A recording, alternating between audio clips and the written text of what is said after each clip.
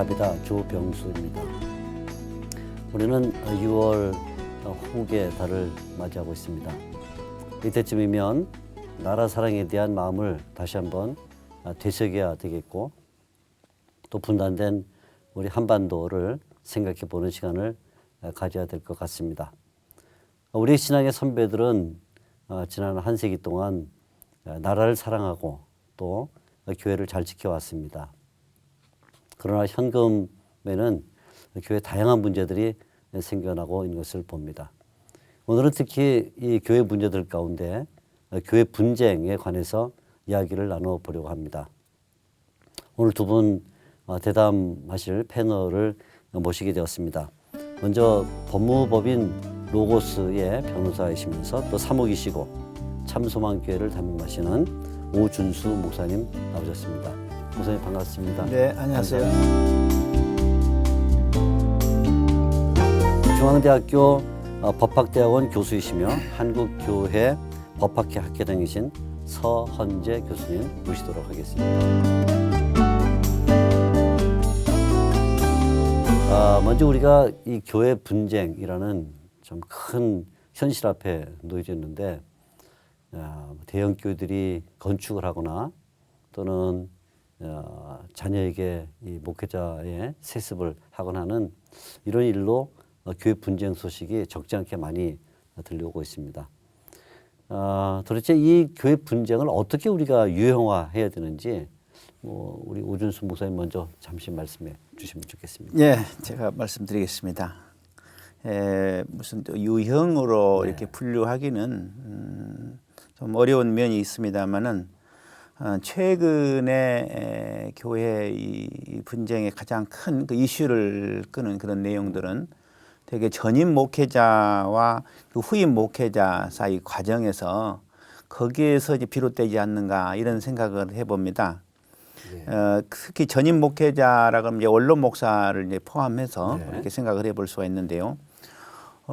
우선 이제 청빙 과정에서부터 이렇게 이제 문제가 좀 야기가 되죠. 자기가 원하는 그런 이제 후임 목사님을 갖다가 이제 청빙하기를 원하는 이런 파가 있고 또 그렇지 않는 그런 파가 생기게 되는데 여기서부터 조금씩 이제 어떤 그 분쟁의 소지가 있게 되는 거죠. 그리고 청빙이 끝나고 나게 되면은 그 후임 그 목회자가 어떠한 그런 목회 스타일로 이렇게 목회를 하는지 이제 그런 부분, 그리고 목회에 대한 열정, 또 그 신자들에 대한 그런 사랑, 이제 이런 부분, 또 설교의 어떤 내용이나 질의 문제라든가 이제 이런 것이 달라지기 때문에 자동적으로 이제 파가 좀 갈라지게 되는 거죠. 파가. 이 파가 갈라지고 또 그 가운데 원로 목사들의 어떤 또 입김이 또 많이 작용을 하는 것 같아요. 그래서 요즘 되게 뭐 대형 교회가 되게 처음에 개척한 그런 이 목사님의 이제 시대가 지나고 그 다음에 이제 후임 목사를 갖다가 이렇게 선임 청빙하는 그런 과정, 여기서부터 많이 이렇게 교회에 분쟁 안타까운 소식이 많이 들리는 것 같습니다. 예. 네.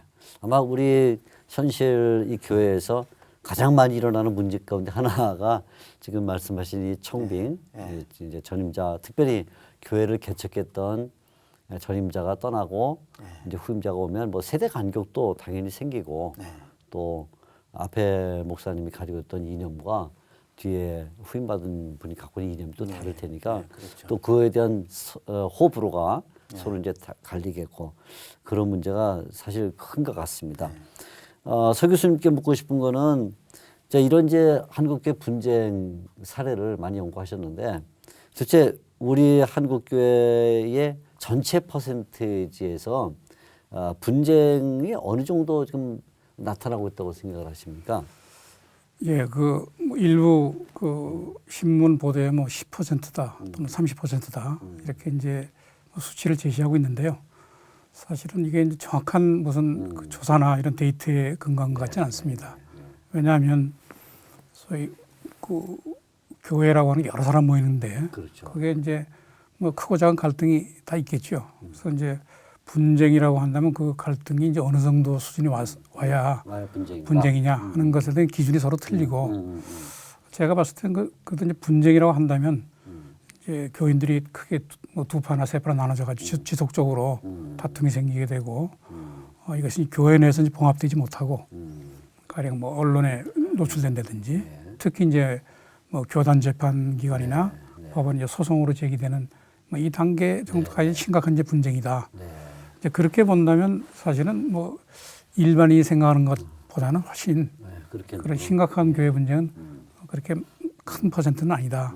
제가 이제 교회 분쟁의 그 규모나 현황을 알 수 있는 자료는 이제 제가 교단 재판국, 뭐 그냥 통합교단의 그 재판국에 제기되는 그 교회 재판 건수를 보면 한 1년에 한 6, 70건 정도 됩니다.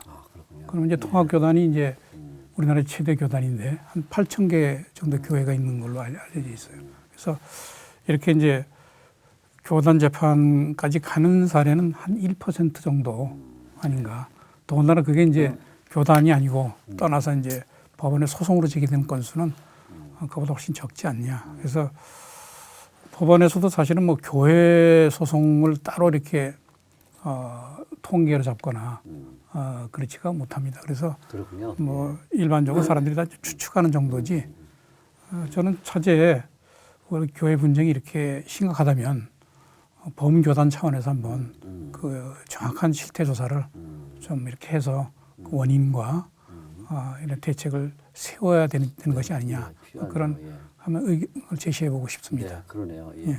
우선 우리가 이 교회 분쟁이라고 얘기할 때 이 분쟁이라는 용어의 그 한 개념을 정리를 좀 해야 되는. 지금 서 교수님 말씀 잘해 주셨는데 일단 그 분쟁이 지속되고 있는가 하는 것은 중요할 것 같고 또 어떤 기관이든 이제 각 교회는 상회로 대체적으로 뭐 지방회나 아니면 노회나 또 총회 이런 것들이 있으니까 거기에 재판을 맡고 있는 뭐 재판국이든 등등의 소송이 들어가 있다든가 아니면 뭐 실제로 일반 법정에 뭐 소송이 됐다 이런 것은 이제 틀림없이 우리가 분쟁이라고 말할 수 있겠죠. 그렇죠. 분쟁 그렇게 말하면 이제 수는 좀 많이 떨어지겠고 뭐 가정이나 직장에도 동료들 사이에 가족 사이에 계속 뭐 작고 작은 마찰들이 있으니까 그런 것까지 다 포함하면 굉장히 뭐 분쟁 없는 교회는 없겠죠. 그러니까 그 정도의 기준에서 심각성을 얘기하면 될 것 같은데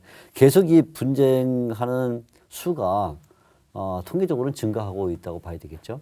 예, 뭐 원인은 잘 아시겠지만 이제 교인 수가 늘어나고, 그다음에 교회 이제 재산 규모도 커지고, 더 나아가서 이제 아마 교인들도 종래 교인들은 뭐 목사님의 말씀은 이제 이렇게 전적으로 순종해왔지만 요즘 교인들은 아무래도 정보도 빠르고 그렇죠. 또 권리의식도 커지고 하기 때문에 문제를 제기하는 이 건수가 커지니까 이제 분쟁도 좀 증가되고 있다고 봅니다. 근데 저는 분쟁 수가 증가하느냐보다도 분쟁이 너무 격화되고 있다. 격화되고 있다. 그래서 문제네요. 예, 뭐 제가 특정 교회 뭐 이렇게 예를 들어서는 안 됐지만은 광성교회 같은 경우에 지금 10년간 소송을 끌고 있는데요.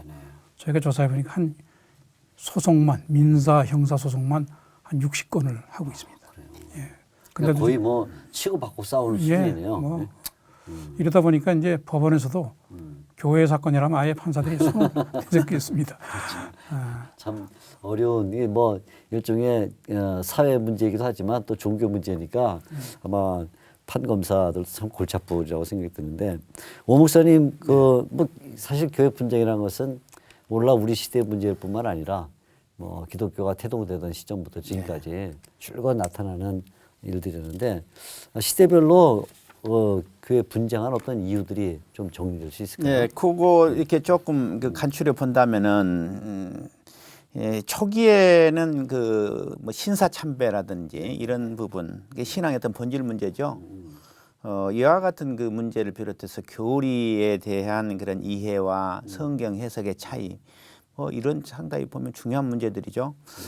여기에 대한 어떤 갈등으로 해서 이제 분열이 됐지 않는가 이런 생각이 들고요.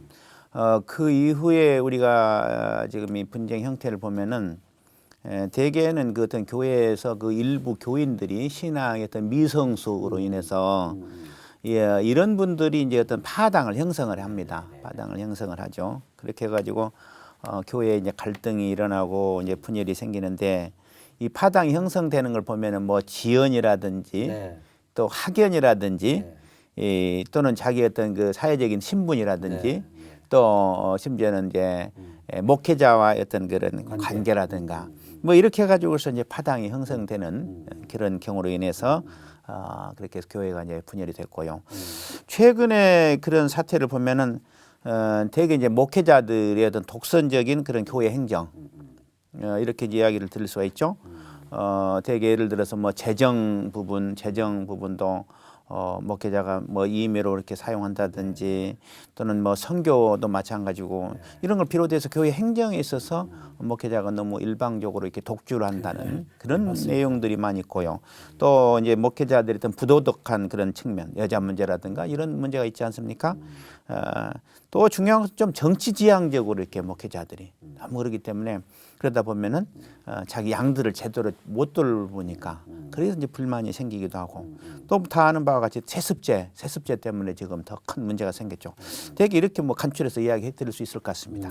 예, 뭐 시대별로 교회 분쟁의 이제 사유가 어떻게 변했느냐 하는 것도 관련해서 이제 제가 흥미로운 것은 법원에서 이제 교회 분쟁을 다루는 기준이 사실 많이 바뀌었습니다. 아, 그렇군요. 종래에는 이제 교회라고 하는 것은 적어도 같은 믿음을 갖고 있는 사람들의 단체다.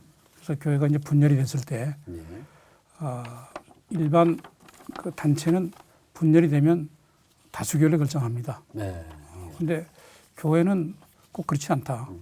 우리가 교회의 역사를 보면 다수파 항상 진리였던 것도 아니었기 때문에 그래서 법원에서도 비록 소수라고 하더라도 그 사람들의 종교를 지켜줘야 되겠다. 그래서 일반 그 단체에 적용되는 다수결의 원리를 적용하지 않고 이른바 그 총유설이라고 해서 이렇게 소수파에게도 교회 건물을 계속 사용할 수 있는 이런 기준을 적용해 왔습니다. 그런데 이제 2006년에 가가지고 우리 대법원이 이 판례를 바꿨어요.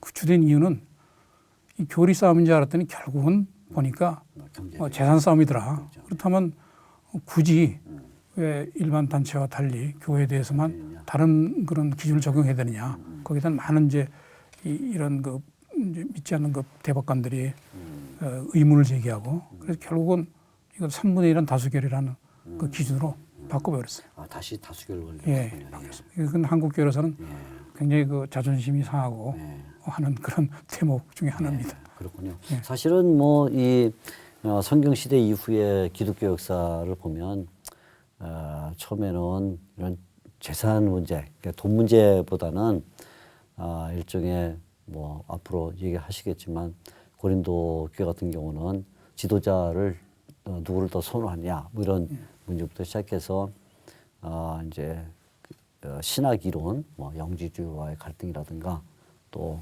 어거스틴 시대에 이렇게 오게 되면 핍박으로 말미암아 신앙에서 떨어져 나갔던 사람들이 있었는데 그들을 다시 받아들일 것이냐 말 것이냐 뭐 이런 좀 더 뭐랄까 어떤 오늘 우리 쪽에서 보면 순진한 이유 때문에 그죠? 좀 순진한 이유 때문에 또 거룩한 이유 때문에 이렇게 싸웠다면 오늘날은 주로 지금 오 목사님 말씀하신 것처럼 뭐 세습 그다음에 세속적인 독선, 목회자의 독선 뭐 이런 문제들부터 시작해서 결국 서 교수님 말씀하신 것처럼 최종적으로는 이제 경제 돈 문제 이렇게 떨어지는 좀 덜 순진한 문제, 뭐 이게 순진하다 말이 이상하지만 하여간 좀 더 세속적인 문제로 교회 분쟁이 일어나지 않는가. 그러니까 차라리 뭐 신앙 문제 때문에 분쟁이 일어났다. 그러면 그거는 사회에도 좀 이해시키기 쉬운데 그렇지 못한 것 같아요. 예. 우리 서 교수님 기왕 얘기를 하셨으니까 그러면 이 교회 분쟁 가운데 가장 큰 비율을 차지하는 것. 순위를 매긴다면 어떤 게 있을까요? 순위를 매길 수 있을까요? 지금 뭐 오 목사님께서 대충 다 얘기해 주셨습니다. 이건 이제 수치로 이렇게 얘기하자면 거기 저 교회개혁 실천연대인가요? 거기서 2014년도 교회 분쟁 상당 사례를 중심으로 해가지고 원인을 분석해놓은 자료가 제출된 게 있습니다. 그래서 담임 목사의 재정 문제 이게 한 36% 정도를 차지하고 있고요. 그 다음에 이제 교회 세습과 청빙에 관련된 문제, 그게 18%입니다. 목사님 교사님 그걸 가장 큰 원인으로 제시했지만, 그 이제 수치상으로는 대형 교회가 그러니까 전체 건수로는 아마 좀 적은 것 같고요. 그다음에 이제 담임 목사님의 독단적 운영이 한 13%. 그다음에 좀 부끄럽지만 뭐 성 문제 이런 것도 뭐 꽤 있고요. 그래서 결국 교회 분쟁의 중심에는 목사님 그중에서도 담임 목사님이 있다 하는 것을 이게 수치상으로 이렇게 정확하게 좀 보여주는 것 1등이 같습니다. 재정 문제, 2등이 세습, 독단 운영 뭐 이건데 결국 다 이것은 목회자의 인품이나 그분이 가지고 있는 교회관 뭐 여기 이제 걸려 있으니까. 아무래도 이제 한국 교회가 예. 특히 이제 담임 목사님의 카리스마, 카리스마 영향력에 영향력이 워낙 이제 많이 그 지배당하니까 그런 현상이 오는 것 같습니다. 그러면 우리가 앞으로 이제 분쟁의 어떤 해결책 이런 거를 얘기할 때도 결국 이 통계는 우리가 마음속에 두고 있고 풀어야 될 사람은 결국 이제 목사가 되는 이렇게 뭐 아직 좀 더 얘기를 해봐야겠지만 이렇게 얘기가 될 것 같습니다.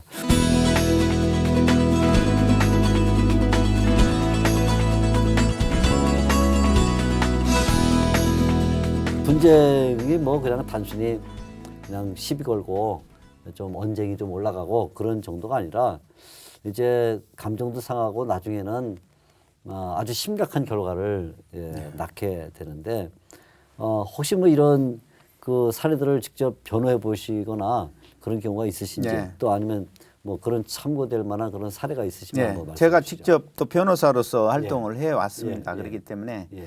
제가 그 경험한 사례 중에서 하나를 말씀드린다면은 그게 아마 어떤 중형 교회인데요. 중형 교회에 이제 분쟁이 일어난 건데 다른 뭐 교회도 마찬가지입니다만은 되게 이제 담임 목사 편이 있고 또 그 담임 목사 그 반대편이 되게는 있거든요. 제가 그 맡은 쪽은 그 반대쪽인데요. 반대편인데 그 다소 좀 소수였어요. 소수였는데 이제 이분들이 또 그 다른 목사님을 청빙을 했어요. 그러니까 한 교회에 두 분의 이제 목사가 계시는 거죠. 그래서 이제 그 예배를 별도로 드리는 과정에서 서로 예배를 방해한다. 이제 이런 문제로 해가지고 제가 그 이 사건을 의뢰를 받아가지고 제가 그게 이제 그 취급한 그런 사건입니다. 되게 이제 그때 처음에 이 소송은 예배방해 금지 가처분 신청을 해서 다시 말해서 예배를 지금 이 소수파 에서도 예배를 갖다 정상적으로 들을 수 있도록 해달라 이런 이제 소송을 했죠.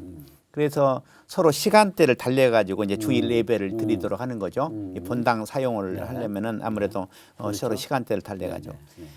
그리고 이제 수요일 날, 뭐 금요일 날, 그리고 새벽 예배, 이제 이것도 마찬가지로 이 본당과 교육관을 갖다가 어떻게 서로 이제 나눠서 쓰는데, 이제 매월 서로 그럼 번갈아서 이렇게 하자. 뭐 그 자체로 본다 그러면은 뭐 그걸 잘 신사적으로 잘 지켜준다면 문제가 없죠. 그렇죠. 그게 잘 지켜지지가 않아요. 당연하죠. 예를 들어서 지금 주일 예배를 10시에 드리고 그 다음에 뭐 11시 넘어서는 안 하려고 그래 또. 그러다 보면은 이게 조금 앞에 이 예배 시간이 좀 길어지고 그러다 보면은 서로 이렇게 들어오고 나가고 이제 이런 사이에 서로 이 반대파와 이쪽 파 이렇게 서로 같이 이렇게 좀 마찰이 생기는 거죠. 그렇게 해서 이제 서로 욕설을 하게 되고 심지어는 이제 명예훼손을 하게 되고 또 뭐 선지검한테 폭행 사고가 발생을 하죠. 또 이제 그러니까 예배 방해가 되는 거죠. 그러니까 이런 내용들은 대체적으로 이 형사 사건화 될 수 있는 이런 내용들입니다. 다. 그러면 이제 고소를 하고 고발을 하고 이런 사건이 벌어지지 않겠습니까? 이러니까 점점 상처가 깊어지죠. 골이 깊어지는 거죠. 감정의 골이. 결국 이제 분쟁이라는 것이 이제 분열로 고착이 돼버린 거죠. 예, 분열로 가는데 다행히 그때 저는 그 담당 부장판사님이 크리스찬이고 그래가지고 아주 지혜롭게 이걸 갖다 해결을 했어요. 그래서 아까 우리 이 서 교수님도 이 말씀하셨습니다만은 교회 분쟁이 사실은 그 교회 분쟁을 최종적으로 재산 분할을 해야 되는 재산 분할을 법원에서는 판결로서는 불가능하게 돼 있습니다. 현재 우리 법 체계상. 그래서 이제 서로 같이 이렇게 서로 합의가 이루어져야 되는데 그 담당 부장판사님께서 슬기롭게 지혜를 잘 발휘해가지고서 재산 분할이 이루어졌어요. 그러니까 조정이 됐다는 거죠. 그래서 다행히 잘 끝난 그런 사건이 있었습니다. 네. 예. 네.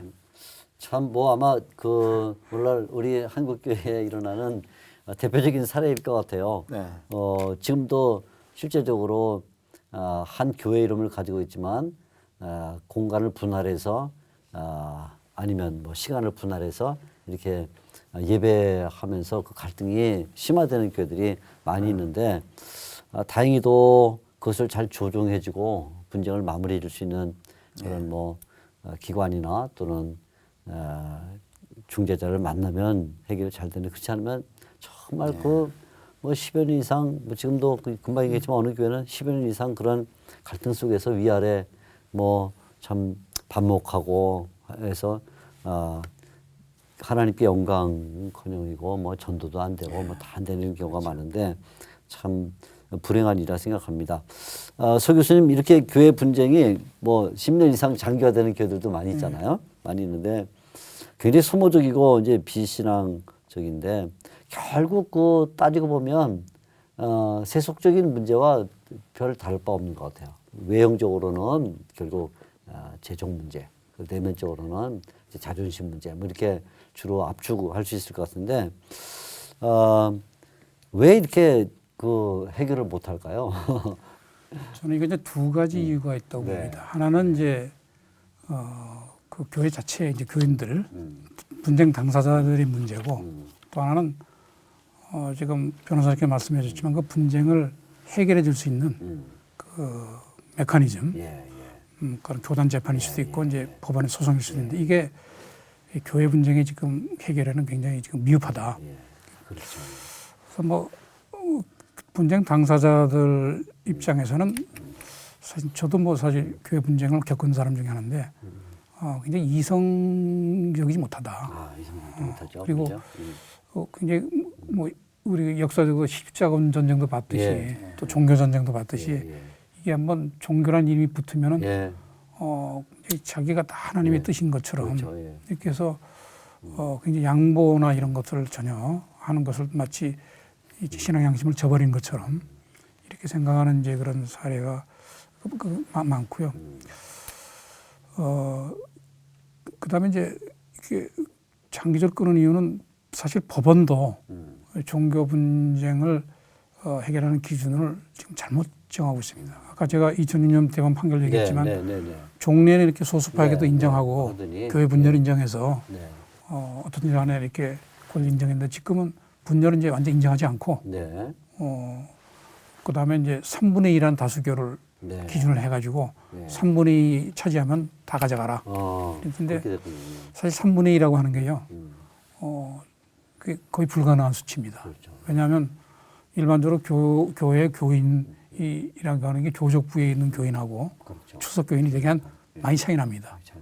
교적부 교인이 훨씬 많거든요. 그렇죠. 그럼 법원에서 보는 건 교적부인데 그렇다면 3분의 1이라고 하는 건 현실적으로 거의 불가능하고요. 그다음에 이제 3분의 2가 이제 불가능하면 이제 그 사람들이 교회를 나가는 게 아니라 교회를 그대로 남아 있습니다. 그렇죠. 법원에서도 그 사람들 교인으로 인정해요. 그러다 보니까 언제든 다시 이제 세를 규합해서 또 시도하고 또 시도하고 이게 이제 광성교회가 그 대표적인 사례거든요. 그래서 이건 마치 닭장 속에다 닭 두 마리 가둬놓고서 계속 싸움 붙이는 격이다. 그래서 법원에서도 이게 교회의 본질을 잘 모른다기보다 이제 이해를 하지 않고 하는 것 때문에 저는 그 원인이 생긴다 이렇게 생각을 합니다. 그렇군요. 자, 이렇게 교회 분쟁이 물론 교회 안에서 그러니까 기독교의 문제이지만 결국 그것이 미치는 영향은 뭐 교회만 머물지 않고 다양하게 나타날 텐데 우리 서 교수님 지금까지 보시면서 그 영향 어떤 영향이 있을까요? 뭐 잘 아시죠. 가장 큰 영향은 교회에 대한 불신이죠. 교회에 대한 불신. 제가 이제 저희 대학에서 그 교회법 과목을 이제 강의를 하면서 많은 학생들한테 물어보기도 하고 하게 되는데 또 실제로 이제 조사한 바에 의하면 교회 신뢰도 조사 같은 걸 매년 하거든요. 가장 교회에 대한 신뢰도를 깎는 게 교회 이제 분쟁입니다. 그래서 이건 정말 우리 한국 교회가 회개하고 하나님의 영광을 가리는 이건 하지 않아야 되겠고요. 또 하나는 그 교회 분쟁에서 제가 보니까 아까 지금 말씀드렸다시피 교회 분쟁에 그 관련된 사람들은 일반적인 이성을 상실하는 것 같아요. 특히 이제 평소에는 아주 공손하고 네, 사람 그러다가. 특히 젊은 애들, 네, 네. 그 학생들 네. 뭐 돌변해가지고 네.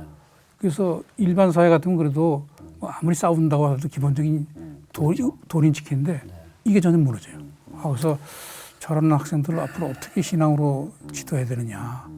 그래서 이거는 정말 교회로서는 한 번 문제를 겪으면 뭐 통계자료에 하면 뭐 교인 수가 절반 되거나 어떤 10분위까지 사라지는데 그래서 이거는 정말 참 큰 가정이나 또 어떤 도덕적인 어떤 질서나 이게 큰 좀 피해를 주는구나 하는 그런 생각을 아마 그 가장 먼저 그 분쟁의 그 회오리 속에 들어있는 개인 자신이 개인 뭐 영적으로 또 인격적으로 상당한 그 피해를 입는 것 같아요. 그러니까 지금까지 저도 이런 분쟁에 들어있는 교회의 교우들 뭐 우연찮게 상담을 하거나 이렇게 보면 아주 뭐 과격하고 표현하는 것 자체가 이분이 평소에 이런 분이었나 할 정도로 언어가 거칠게 나오고 뭐 저는 이제 상담해 주는 입장인데도 뭐 반대편에 있는 사람들에 대해서 말할 때는 와, 눈이 충혈되네.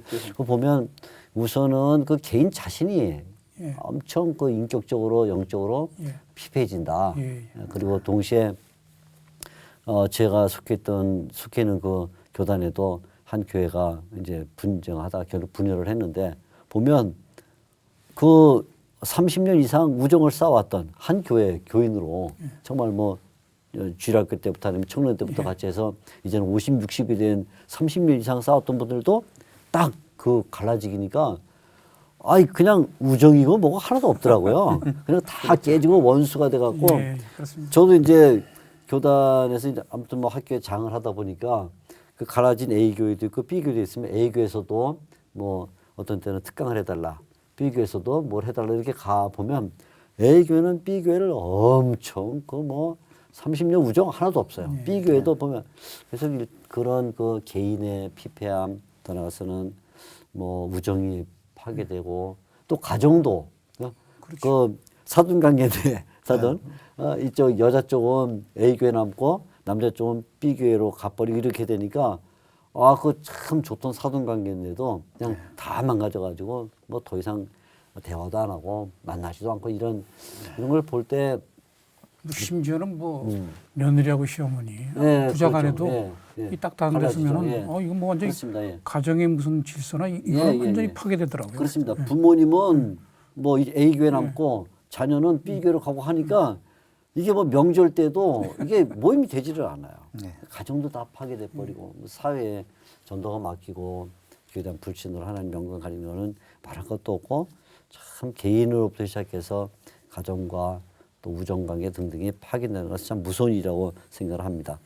그리고 우리가 이제 이렇게 자꾸 분쟁 얘기하다 보니까 결국 하나 이제 정의를 해야 될 것이 교회가 뭐냐, 교회가 뭔데 왜 이렇게 자꾸 분쟁에 말려드냐, 교회가 본질상 이렇게 분쟁을 일으키는 그런 성향을 갖고 있는 거냐, 그 메커니즘이 아니면 그렇지 않은데 어떤 외적 요소가 들어와서 이렇게 되냐는 이런 문제를 놓고 교회의 그 어떤 정체 또는 본질을 좀 얘기해 드리는데 오 목사님 우리가 성경에서 말하는 교회 한번 정의를 좀 해주시죠. 예, 교회는 이제 믿는 자들의 과 같은 모임이다 그렇게 이제 법적으로도 정의를 하죠.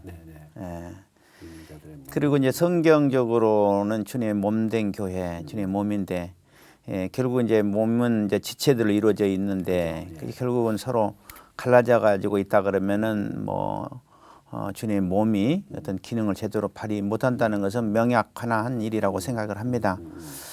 성경에서 우리가 진정한 교회를 찾는다면은 뭐 많이 있겠죠. 그렇지만은 요한계시록에 특별히 보면은 주님께서 칭찬하시는 교회가 가장 그래도 모범적인 교회가 아닌가 이런 생각이 들어요. 그 중에 7교회 중에서 서머나 교회, 필라델피아 교회를 이제 주님께서 칭찬을 했죠. 저도 이제 지금 조그만 교회 이제 참소만 교회를 제가 목회를 하고 있습니다만은 좀 적어요. 그래서 우리 뭐 집사님들이 대표기도 시키고 그러면은 뭐 몇 안 되는 뭐 교인 수 이렇게 꼭 얘기를 해요. 그래서 제가 듣기 싫어가지고 야 제발 앞으로 그렇게 기도하지 마라. 작은 자가 천을 이루고 약한 자가 강국을 이룬다고 하셨는데 그렇게 하지 마라 그렇게 이제 묻습니다만은 이 빌라델피아 교회를 제가 많이 강조를 합니다. 그러냐면은 작지만은 강한 교회다 이렇게 지금 알려져 있죠. 그리고 이 빌라델피아 교회가 정말 작지만은 영적으로 아주 강해서 성경에 보면은 하나님의 말씀을 잘 지키는 교회다. 다시 말해서 교회는 하나님 말씀을 잘 지키는 교회가 가장 모범적인 그런 교회가 아닌가 이런 생각이 듭니다. 신약 시대에 우리가 사도 바울이 세운 교회가 여러 있습니다만은 그 중에서 제가 최근에 이렇게 성경을 읽어보면서 데살로니가 교회를 가장 모범적인 그런 교회가 아닌가 이런 생각이 들었어요. 왜 그런가 하면은 데살로니가 교회가 이제 믿음, 소망, 사랑이 아주 충만한 그런 교회라고 성경은 말씀을 하고 있거든요. 왜 그러냐면 믿음은 역사, 믿음의 역사, 그리고 소망의 인내, 사랑의 수고가 있는 그런 교회다고 사도 바울이 이렇게 칭찬을 했고요. 또 그리고 너희는 우리의 영광이요 기쁨이다. 지금 이 목회자가 지금 그 신자들을 향해서 너희가 우리 영광의 기쁨이다 이렇게 말할 수 있다 그러면은 이런 교회는 분쟁이 있을 수가 없는 거죠. 갈등이 있을 수 없는 교회라고 생각을 합니다. 그래서 왜 그런가 하고 이제 그 내용을 조금 이렇게 생각을 해보면은 이 사도 바울이 특히 그 하나님 말씀을 자기 입술로 이렇게 전했을 때 그 입술로 전해지는 그 말을 하나님 말씀으로 받아들였다는 거 이걸 강조를 참 합니다. 그래서 그 고린도전서 2장 13절에 보면은 그래서 이 교회가 믿음의 역사가 일어났다 이런 이제 말씀을 하는데 그래서 어떤 그 믿음의 역사가 일어난다 그러면은 당연히 그 교회는 그런 분쟁이 자동적으로 있을 수 없고 또 있다 하더라도 잘 해결되지 않겠느냐 이런 생각을 합니다. 지금 참 귀한 말씀입니다. 오 목사님이 이제 성경에서 말하는 교회 말씀했는데 저는 그럼 법에서는 그럼 교회를 어떻게 볼 것이냐. 이게 사실 법원에 가면 이제 판단 기준이 되지 않습니까? 그래서 이제 법에서는 이제 동일한 믿음을 갖고 있는 사람들의 단체 이렇게 봅니다. 그래서 믿음의 요소와 이제 사람의 모임이란 단체 이 두 가지 요소를 했는데 제가 말씀드렸듯이 이전까지는 2006년까지는 믿음 부분을 상당히 중시해 줬어요. 근데 이제 2006년부터는 다수결로서 완전히 사람의 단체다. 그냥 이걸로 뭉뚱그려 버립니다. 자, 뭐 잘 아시겠지만 같은 교회라고 하더라도 그 교회 헌법에 따라 가지고 교회 그 구조가 다르지 않습니까? 가령 뭐 장로교가 다르고 감리교가 다르고. 근데 제가 가장 불만스러운 것은 우리 법원에서 이런 교회 차이 이거를 뭐 거의 무시하고 다 이거 똑같은 단체다. 그 다수결을 적용했다 하는 게 교회 분쟁을 장기화하고 해결하지 못하는 뭐 큰 원인 중에 하나다. 저는 그렇게 생각하는데요. 그러네요. 사실 뭐 성경이 우리에게 가르쳐주는 원리는 교회가 우선은 뭐 이제 하나님과의 관계 속에서 형성되니까 하나님의 통치를 받고 또 뭐 예수 그리스도가 머리가 되셔서 그분에게 늘 붙어 있어야 되고 또 성령이 늘 내주하시면서 감동과 뭐 이런 어떤 대신 관계가 있다 그러면 다른 한편으로는 지금도 얘기하셨지만 대인 관계는 이게 이제 지체이기 때문에 마치 우리 몸의 멤버라는 것이 이게 그냥 어떤 법적 개념의 사회적 개념의 멤버가 아니라 이게 유기체적 생물학적 멤버이기 때문에 오른손이 왼손을 때릴 수는 없잖아요. 뭐 특별히 자학 증세가 있는 사람이 아니고서는 자기 몸에 상처를 내지 않는 것처럼 지체라 성경이 이렇게 말할 때는 성도가 다른 성도 지체에 대하여 상처를 낼 수 없다는 것이 전제가 되고 있는 용어가 이제 지체라는 용어인데 우리는 너무 상처를 내버리는 거죠. 오른손으로 왼손을 그냥 때리고 왼손이 오른손을 때리는 것 같은 이런 문제가 이제 참 대신적 관계에서 하나님의 통치를 받는 그리스도가 머리가 되는 교회다라는 사람의 교회가 아닌 거지. 교회는 하나님의 주권자가 되시는 교회가 되는데 사람이 왕노릇하려고 하니까 결국 교회에 분쟁이 일어나는 것이 아닌가. 그리고 우리 형제와 자매를 몸의 지체처럼 생각해서 낮은 자는 또 높게 보고 또 스스로 높은 자는 스스로 낮아지고 하는 이런 관계가 되는데 그게 안 된다는 것과 그리고 이제 일반 세상에 대해서는 교회는 일종의 천국에 대한 천국의 한 모델이잖아요. 그죠? 천국의 모델. 그러니까 누가 보든 마치 뭐 우리가 견본주택 보고 모델하우스 보고 내가 이 집을 하나 사야겠다든지 들어가 살겠다든지 이런 마음 갖는 것처럼 천국은 아무도 가보지 않았으니까 땅에 있는 교회를 보고 그 천국을 바라보게 하고 사람들이 우리도 이 천국을 향해 가야겠구나 교회를 다니겠다 이렇게 되는데 지금은 오히려 교회가 완전 지옥이 돼가지고 뭐 분쟁의 장기와 또 성도와 목회자의 갈등 또 목회자 아까 말했지만 전임 목회자 후임 목회자의 갈등 온갖 뭐 갈등이 다 있으니까 학생들이 교회 기독교를 불신한다는데 이게 뭐 천국의 모델이 아니고 오히려 지옥의 모델이 된 것 같아서 참 이런 마음이 불편하고 안타깝습니다.